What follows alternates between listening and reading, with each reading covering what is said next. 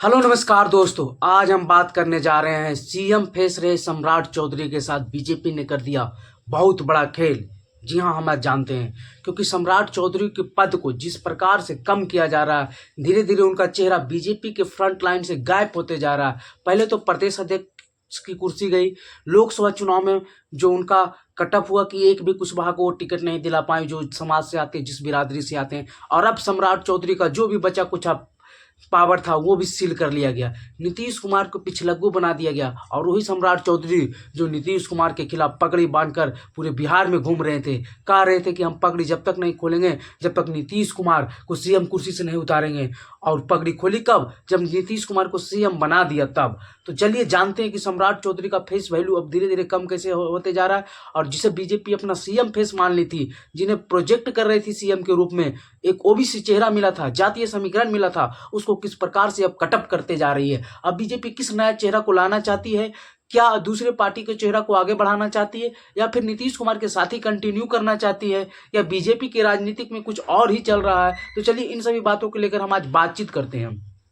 तो चलिए शुरू करते हैं। दरअसल बात यह है कि जिस प्रकार से सम्राट चौधरी बिहार की राजनीतिक में उभरे, 2018 में बीजेपी में आए, एमएलसी बने, प्रदेश उपाध्यक्ष बने, विधानमंडल के नेता प्रतिपक्ष बने, और अब फिर जब नीतीश कुमार ने सत्ता परिवर्तन किया तो उससे पहले वो प्रदेश अध्यक्ष बन चुके थे और फिर उप मुख्यमंत्री बने। लेकिन 2024 के लोकसभा चुनाव के बाद, लोकसभा चुनाव में ही कहीं कहें तो उनको चली नहीं टिकट देने में। उसके बाद लोकसभा चुनाव में बीजेपी के लिए परिणाम खराब हुआ। हालांकि बिहार में नहीं, पूरे भारत में बीजेपी का परिणाम खराब हुआ, चुनाव परिणाम। फिर भी सम्राट चौधरी पर इसका गाज गिरा, उन्हें प्रदेश अध्यक्ष पद से हटाया। फिर धीरे धीरे सम्राट चौधरी को पीछे किया गया। और अब आप देख ही रहे होंगे कि किस प्रकार से कुशवाहा राजनीतिक में नए नए चेहरे, अलग अलग पार्टियां बना रही है। लालू यादव हो, सम्राट चौधरी को तोड़ने के लिए तो लालू यादव ने भी काफ़ी प्रयास किया, भाई कुशवाहा को इतना आगे बढ़ा दिया कि, और उसका परिणाम भी दिखा। फिर उपेंद्र कुशवाहा की पार्टी हो, अभी एक और नए नए निशिकांत सिन्हा जी पूरे बिहार में अपना वर्चस्व दिखा रहे हैं और कुशवाहा राजनीतिक में तोड़ मचोड़ मच गया है। नीतीश कुमार ने भी अपनी तरह से सम्राट चौधरी, यूँ कहें तो नीतीश कुमार किसी कुशवाहा नेता को आगे बढ़ने ही नहीं दिया, चाहे वो उपेंद्र कुशवाहा हो, अभय कुशवाहा को भी वही हाल हुआ था। सम्राट चौधरी को भी उन्होंने अपना पिछलगुआ बना लिया, जो उनके खिलाफ उनके चेहरा हो सकते थे, उनके समानांतर उनको अपने साथ ही कर लिया।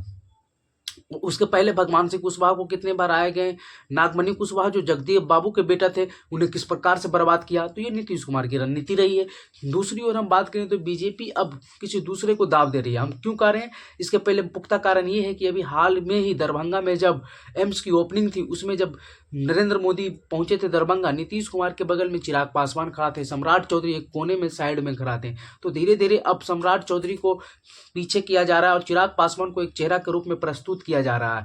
और बिहार की राजनीतिक में इससे कितना ज़्यादा प्रभाव पड़ेगा ये तो देखने वाली बात होगी। हालांकि चिराग पासवान ने लोकसभा चुनाव में ये साबित कर दिया, कम से कम अपनी जाति का वोट तो वो ट्रांसफर करा ही सकते हैं। उन्होंने 5 की 5 सीटों जीतकर 100% स्ट्राइक रेट के साथ एक युवा चेहरा, पढ़े लिखे युवा चेहरा, दलित चेहरा के रूप में वो बिहार की राजनीति में उभर रहे हैं। वही नीतीश कुमार की स्थिति अब धीरे धीरे दयनीय होती जा रही है। हालांकि लोकसभा के चुनाव में उन्होंने 12 सीट जीतकर नरेंद्र मोदी को अपने कब्जे में पकड़े हुए हैं। चाहे वो केंद्र सरकार हो चाहे बिहार सरकार, नीतीश कुमार के सहयोग के बिना नहीं चल सकती है और नरेंद्र मोदी अच्छे से जानते हैं। इसलिए नीतीश कुमार का भी अहमियत है। लेकिन अब उनकी बढ़ती उम्र और उनके ना उत्तराधिकारी का अभी तक पर्दाफाश होना, इसके चलते धीरे धीरे उनकी अब अहमियत तो कमेगी ही। हो सकता है इस चुनाव तक ज़्यादा से ज़्यादा नीतीश कुमार कर पाए, तो उन्हें नया चेहरा खोजना और बीजेपी में नया चेहरा मिलना मुश्किल है। अब सम्राट चौधरी को तो अब पीछे लग कर ही दिया गया, विजय सिन्हा को साथ ही साथ उनका परिणाम भुगतना पड़ रहा है। और बता दें आपको कि बीजेपी में अभी तक कोई नया चेहरा के रूप में प्रोजेक्ट ही नहीं हुआ। इससे पहले सुशील कुमार मोदी, तारकिशोर प्रसाद जो भी आए हैं 1-2 साल में चले गए हैं। और बीजेपी को अब आगे नया चेहरा घोषित मतलब पूरे बिहार में प्रोजेक्ट करने के लिए समय चाहिए और बीजेपी को मिलना भी मुश्किल है, क्योंकि बीजेपी का कोई राजनीति, प्रशांत किशोर भी अब फॉरवर्ड को लेकर आ रहे हैं। जो बीजेपी का कोर वोट माना जाता है वो प्रशांत किशोर के साथ भी पिछलते जा रहे हैं। और फॉरवर्ड वोट लेकर बीजेपी पूरे बिहार में किसी व्यक्ति को सीएम चेहरा तो नहीं बना सकती फॉरवर्ड को, क्योंकि उसके कारण बैकवर्ड में काफ़ी फिर मतभेद हो जाएगा। और बात रही कि बीजेपी में, तो बिहार बीजेपी में बहुत बड़ी गुटबाजी है। पहले एक दो गुट होता था, अब बहुत सारे गुट हैं। नित्यानंद राय का अलग, सम्राट चौधरी का अलग, गिरिराज सिंह का अलग, विजय सिन्हा का अलग, और फिर संगठन का अलग। तो बहुत सारे गुट हैं बिहार में बीजेपी में। तो बीजेपी को सर्वाइव करना, अब बीजेपी अपने एक कोर वोट बैंक पर काम करेगी, या फिर से अगर हो सकता है तो बीजेपी विधानसभा चुनाव में, अगर सम्राट चौधरी का परफॉर्मेंस बेटर रहा, क्योंकि अभी भी भार सम्राट चौधरी पर है विधानसभा चुनाव तक, विधानसभा चुनाव 2025 तक भार सम्राट चौधरी पर ही है, और उस पर देखना होगा। अगर बढ़िया प्रदर्शन कर जाते हैं तब तो फिर इन्हें लाया जाएगा।